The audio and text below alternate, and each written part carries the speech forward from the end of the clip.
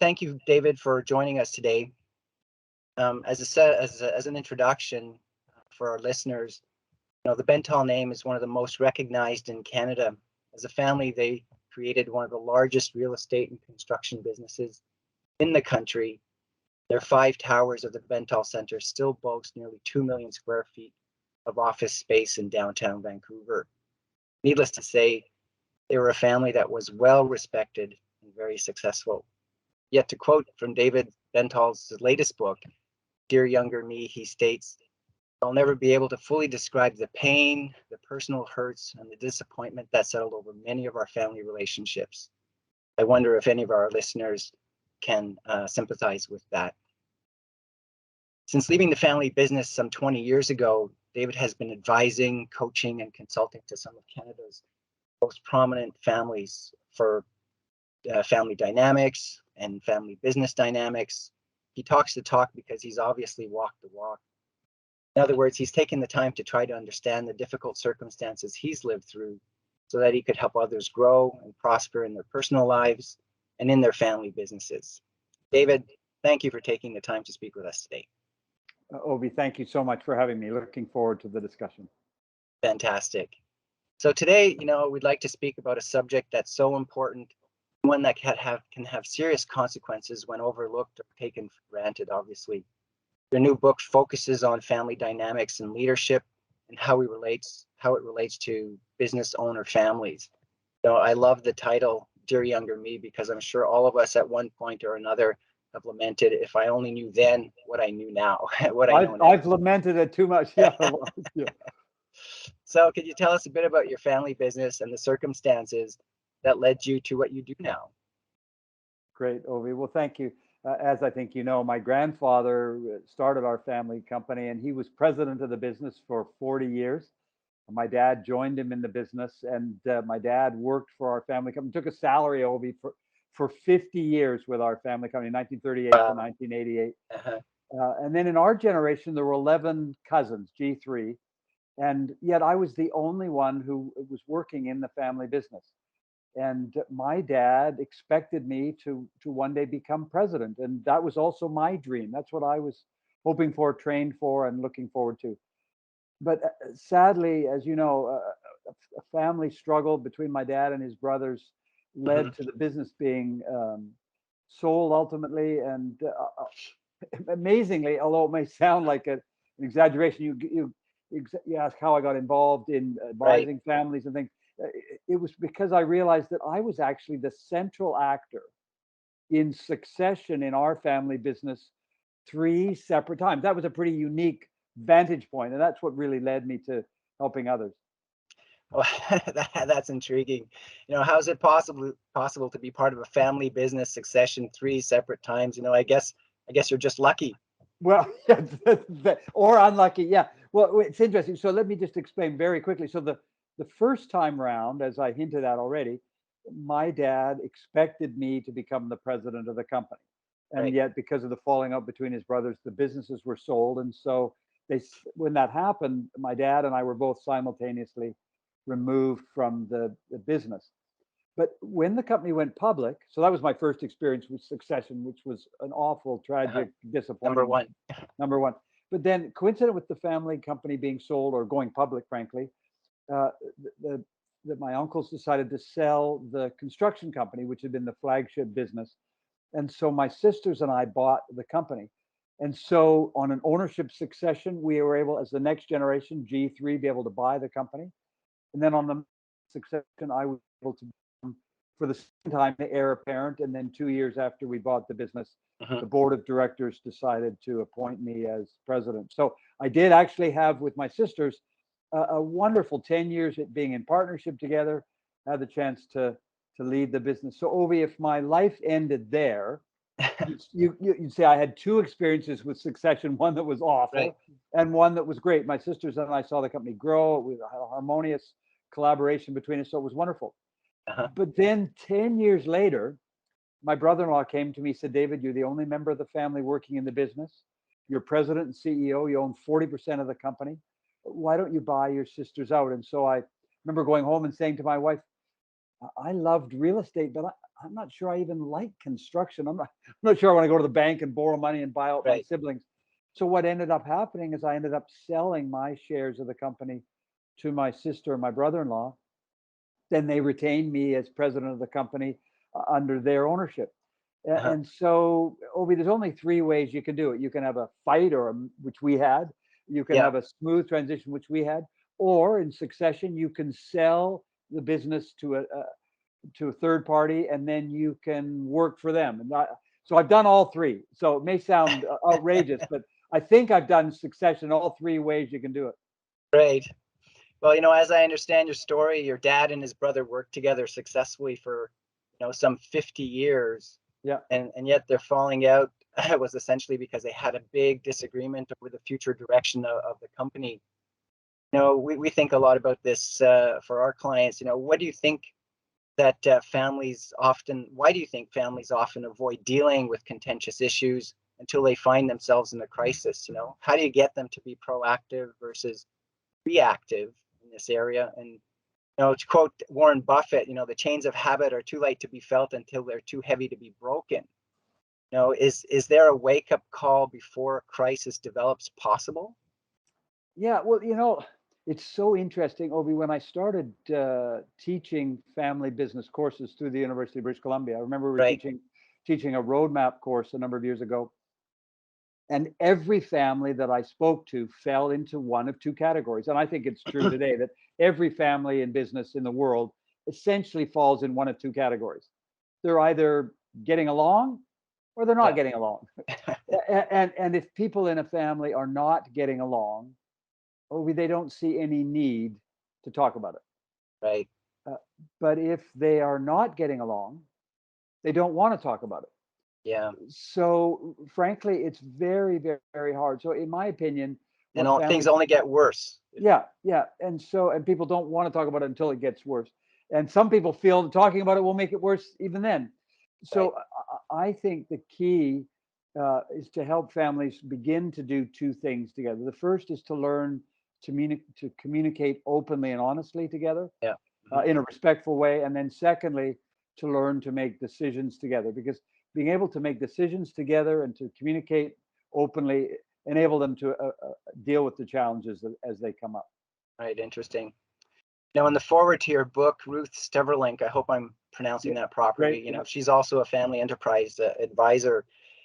And she says, the best practices for family enterprises over the last 40 years in governance and planning too often fail. Mhm. Maybe that's a good thing that your book has come out as a result of that. And, she goes on to say that doing the right things right matters, but we all exhibit avoidance behaviors in many areas that could benefit us. To help families avoid what happened to you, what are the first steps to awakening these people to the risks of absent or sloppy processes? Well, it's hard to think about what is the best thing because every family is different and unique. But Right. as I thought about it prior to our call, I would say, I guess a couple of things. I've heard people say that families that learn together stay together. And so I think that can really help Yeah. if families begin with education. I've also heard it said that families that play together stay together. So I think Yeah. families learning to enjoy one another's company, whether that be going on vacation together, etc. I've also heard it said that families that pray together stay together. And I actually think all three of these things are more than just catchy slogans. I Uh-huh. think that families who play together, pray together, and who learn together have a much better chance of making progress.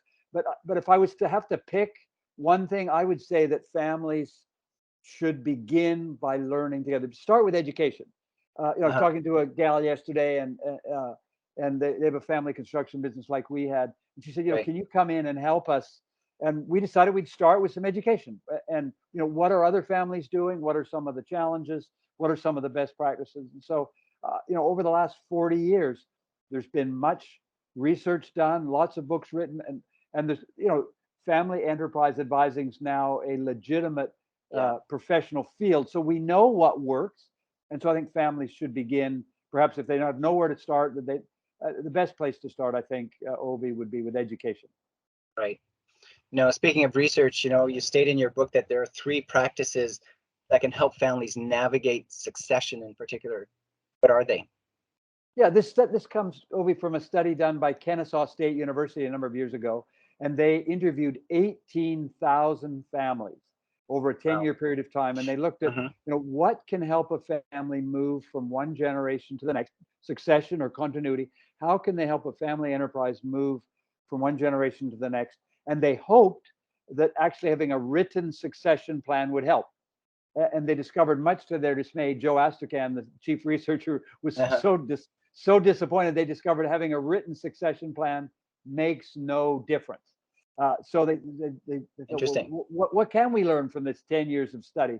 Yeah. And they found that there were three things that can make a difference in helping a family move from one generation to the next. And the Uh-huh. first is to have regular family meetings. Regular family meetings give family members a chance to communicate and to listen to one another, and to begin to make decisions together as a family. So Right. number one is regular family meetings. The second is to have a board of directors with independent members.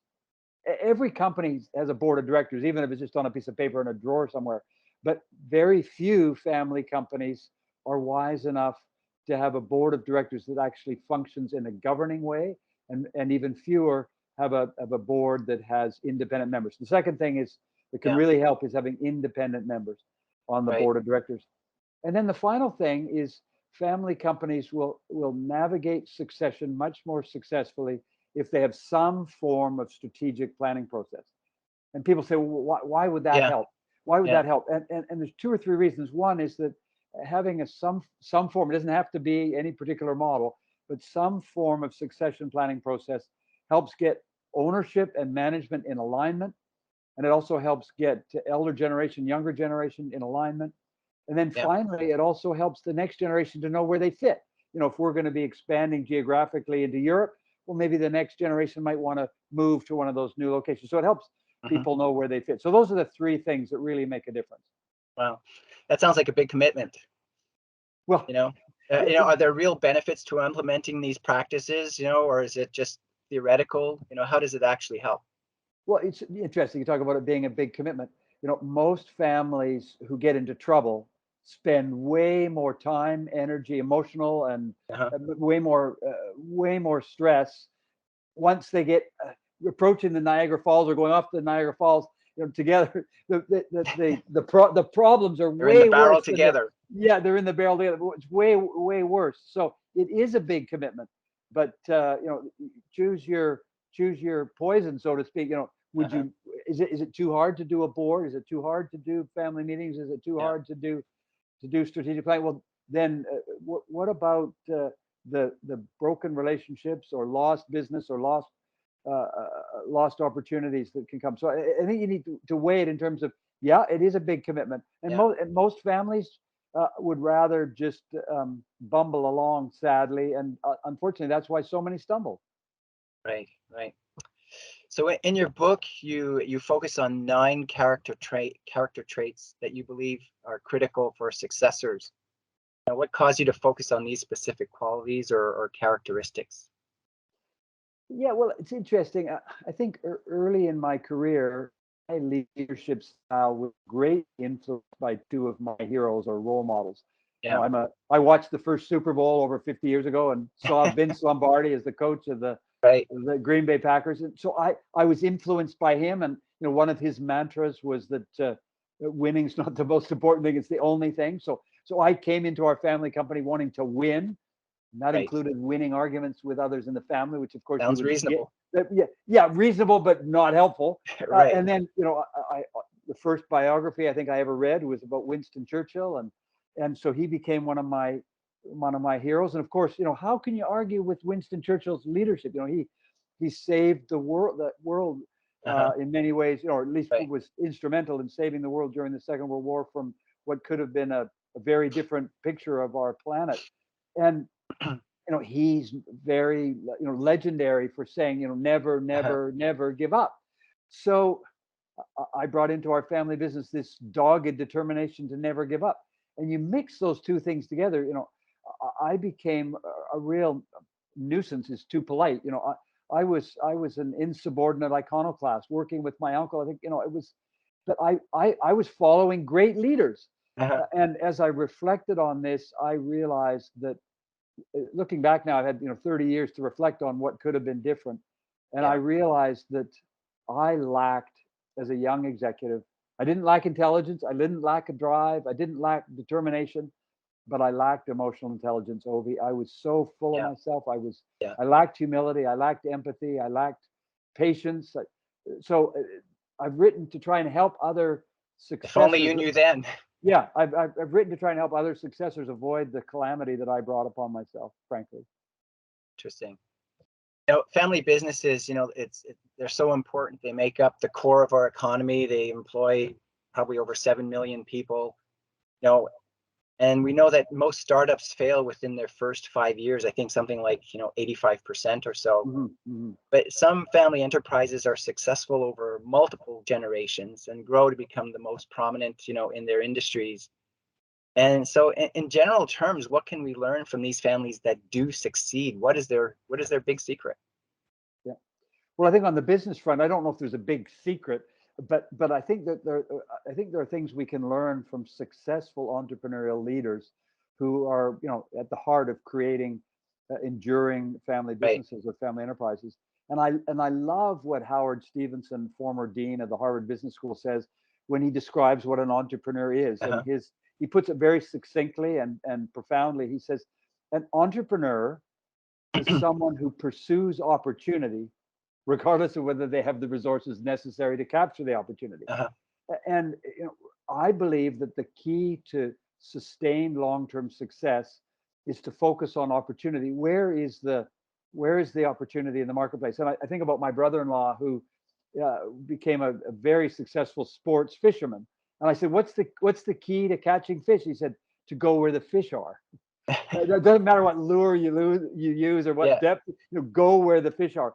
And I think that the key to business success is to be focused on opportunity, or another way to think about what are the needs out there that are being unmet. And so I Right. think that's the key on the business side. And when you think about that in our business, our family company was primarily construction business, but in the 1930s, in the middle of the Depression, frankly, early 30s, my grandfather started us in the real estate business because Mhm. General Motors, who were the largest corporation in the industrial world at that time, they didn't have the money to build a new building, but they Right. needed a new building. And so Granddad found a way to finance the building, and then we leased it to them. And my dad uh, developed the Bentall Center, probably the project that we're most well known for in downtown Vancouver. And that was because he was focused on Uh-huh. the opportunity to create something that was not just space, but plazas and fountains to create because people wanted not just an office space, they wanted a community in the Right. heart of downtown. So those are the things I think that families in business need to do is remain focused on satisfying customers' needs and focusing on Yeah. opportunity rather than pounding their chest about what they can do for the world. Right. Right. Almost the flip side to that, in many ways, business families, have a lot of advantages. We assume that they have the freedom and the flexibility to do what they want, but owning a family business comes with its own set of responsibilities and challenges. And I love what you say is, you say that your job is one to help the clients avoid the business wrecking the family, and also the family wrecking the business. So what do you mean by this, and how can families organize themselves to avoid those pitfalls? Well, thank you. Yeah, it's funny because when people meet me, they assume that there's going to be a problem, and sometimes it can emanate from the business spilling over into the family, Right. and vice versa. And we already talked a little bit about the importance of these things, board of directors and regular family meetings and Yeah. strategic planning. So those are some of the things that let's talk about it as systematically the family can do. Uh-huh. But my most recent book, I focused on what can we do as individuals. And I think, in particular, members of the next generation can play a pivotal role in helping improve the family's prospects for success by cultivating what we talked about a minute ago, their emotional Yeah. intelligence. In Yeah. other words, becoming more patient or rather than presumptuous, becoming more humble rather than arrogant, being better listeners rather than Yeah. always wanting to have other people listen to their voice. So if I had been as a successor more willing to empathize and be more patient, I would have made a difference in all the relationships in the boardroom and in the family. And so instead, I was a frustration and irritation to lots of people. And so I think, Ovi, lots of people look at the next generation as a problem. And Yeah. that's because a lot of us are. And I think that if we can actually work on our own character, we Yeah. can make a huge difference. You're not taking the Vince Lombardi approach. That's that's right. Yeah, winning at all Well, costs is not you the know, right answer in a family business. yeah, I think you hit on a very sensitive issue, and that is succession. And let's start with, the next generation, because what happens is as families grow and there are multiple generations, there are individuals from those different generations that want to become the next president. Right. And you talk about succession as being a process, not a decision. It involves patience in preparing the corporation, the leadership, the board of directors, the family, for what's eventually to come. And, that sounds like a long and complicated process. Can you give us an idea of what that might look like? Well, yeah, it's not for the faint of heart. It requires Yeah. energy and commitment and dedication. I remember talking to a young man who their family had 11 operating companies, and he went to a retreat to learn for a weekend down in Miami, Florida, and came back and said to his dad, learning to work with my sisters as my partners going to require a whole bunch of time and energy. He said, I'm not up for that. So they sold the business because he recognized quite wisely that it does require dedication. And as you say, it's a process, not a decision. It's not like appointing the next king. It's a process. And I think, Ovi, the most helpful example I can think of is when I first started consulting in this field just over 25 years ago, I spoke with Bill Sauter, and his generous donation resulted in UBC naming its business school after him. And I said, Bill, as I'm working with families and beginning to consult to them and educate them, what would you have me tell them about succession? And he was the one who said, succession is not a decision, it's a process. And I said, why do you say that, Bill? And he said, I've been working at succession for 31 years. And he said, we've just appointed our son Lawrence as president of our private family company, Sauter Industries. And we've also got him on the executive committee of Interfor, our public company. And he said, then when Lawrence turned 55, he decided to take early retirement. He'd already worked 30 years. And he said, threw a real total wrench in my plans. But he said what we had done in terms of the process over 31 years, we built a strong management team. We had solid governance in practice. We had good independent members on our board. And so when Lawrence chose a different path, the groundwork had been put in place so that we could still have a successful succession. And Ovi, as a footnote, when Bill passed away a number of years ago, the board went to Lawrence and said, Lawrence, what are you doing now? And he had taken early retirement, had several years to do other things, and he returned to provide leadership to the business. And so, I think that illustrates that it's not simple, and it takes a lot of time, and there may be twists and turnabouts along the way. Interesting. It's not only a sensitive issue for the siblings, but also for the elder incumbent. This could be due in part because, they're feeling not ready to let go, or if they do let go, they're not going to be needed anymore. So whatever the reason, it makes for difficult times. So what can families do to better prepare for a smooth and welcome transition? Yeah, I think one of the biggest challenges for many businesses that are family owned or family controlled is that the elder generation will struggle with preparing for and executing a transition in leadership as they get older. And there are many reasons for this, but often, I think about my dad, his identity was inextricably linked to the business. And it's very common that entrepreneurial leaders in a family enterprise context have put all of their energy into the business, and they have no passions or interests outside of it. So if they step away from the business, what will they do with themselves? And so one of the things that we need to do, I think, is to help the elder generation cultivate other interests. And the other thing we need to do, members of the next generation, we need to recognize that the elder generation needs empathy. Research says that empathy is what the elder generation needs more than anything else, because we so often people are just trying to grab the baton from them. and they're lacking any empathy for them. What we're Uh-huh. asking an elder generation family leader to do is to do a very difficult thing, to take something that they've spent all of their life building and then just let it go and trust it to others. That's tough.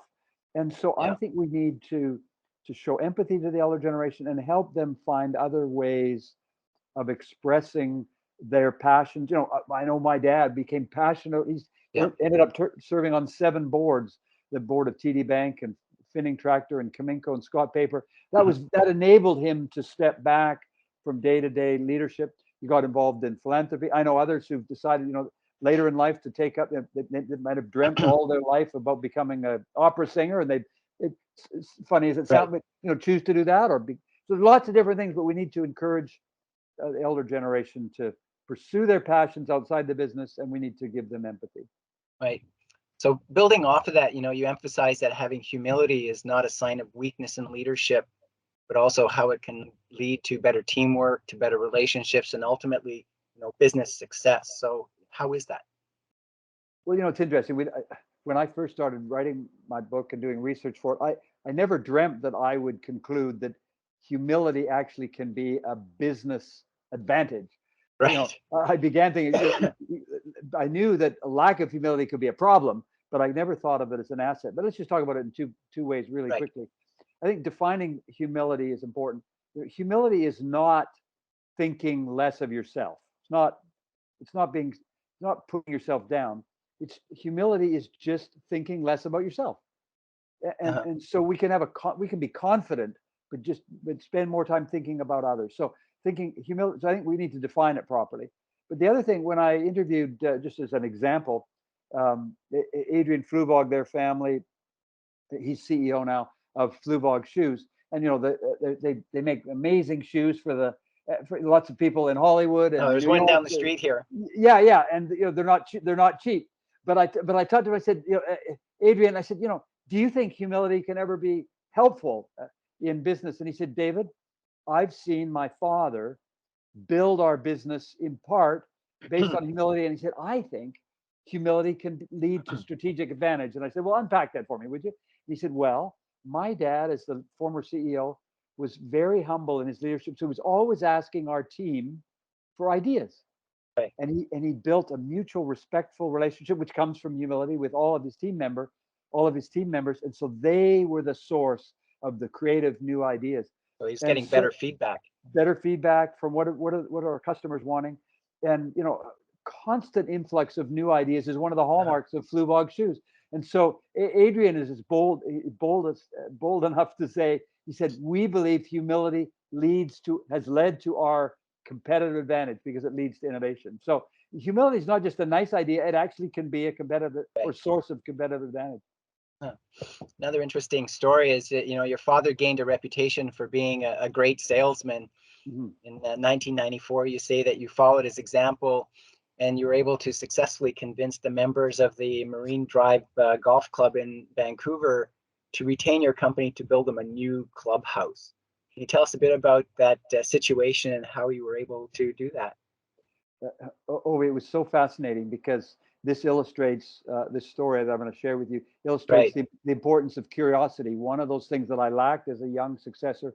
One of the things that I think is a hallmark of leaders with emotional intelligence. And so when the Marine Drive Golf Club, they weren't planning to build a new clubhouse. They were planning just to expand to the existing one. So I got the drawings from the chairman of the building committee, and we talked over what they were looking for, and they'd done a membership survey, and Uh-huh. they put all that information. What do they need to do to expand this? And then I asked what I had learned through our sales training. The best question in terms of curiosity in business, I think, is what would be the ideal solution for you? Right. And he said, well, what do you mean by that? And I said, well, like you asked us to give you a price for this expansion. He said, I said, yeah, but what would be ideal? He said, well, ideal is we could demolish the existing building and build a brand new clubhouse and do that for not a bunch more extra money Uh-huh. than just the expansion. And I said, well, would you look at it if we could give you a proposal? He said, oh, that'd be wonderful. And so we were able to, through being curious, just saying what would be ideal for you to find out. They didn't really want an expansion. They wanted a new clubhouse. And And so for a very little, for a fraction more, we were able to give them a brand new clubhouse rather than just an expanded one. and you won out over all the other bidders. Yeah, yeah. Interesting. Now, many of us have seen families, and this is, I guess a very serious topic, families torn apart because of heated financial and business related arguments. Hmm. You've had your fair share of disagreements with your siblings, but somehow you managed to resolve them. And can you tell us how you did that? Yeah, I think Ovi, we, hopefully we learn from our past mistakes. Hope, in our Yeah. case, my sisters and my brother and I saw the tragic falling out between our dad and his brothers. Uh-huh. So we learned how important it is to think about conflict. Conflict is natural and normal. We disagree. You and I trying to figure out where to go for lunch together. Yeah. We might Right. disagree, right? So it's natural. People have different ideas. And if you're in a business together, you'll always have different opinions. And I Yeah. remember reading remember reading KPMG did a research project a number of years ago, and they said, Right. based on their research, families all around the world, 71% of families have no written agreement on how to resolve conflict. But we Uh-huh. all know it's going to happen.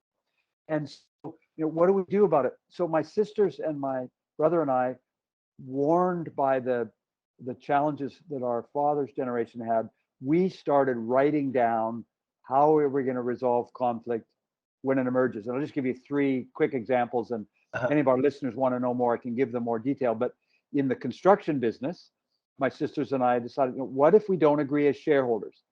And so in Canada, most people have shotgun clause if the partners aren't agreeing. And we didn't like that idea. We felt the shotgun clause is a very, very damaging way of resolving a partnership dispute. And so our legal team helped develop auction clause, which I think has all the advantages of a shotgun clause, but is a little more gracious in how it proceeds. Right. So we did that so that when my sisters and my brother and I were trying to figure out the future, we had that to fall back on. And then secondly, my sisters and my brother and I each were given a quarter share of a 26 acres on an island, recreational property for our family for summer vacation time. And we put in our shareholders agreement. You can't be voted off the island in our family. and so, yeah, and we also agreed to sign, we won't sue each other if we're unhappy.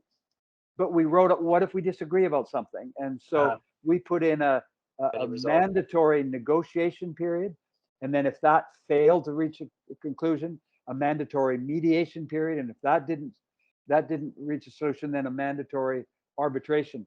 And so, there was a dispute did occur a number of years ago regarding some trees that got cut down, and it caused real tension for us in the family.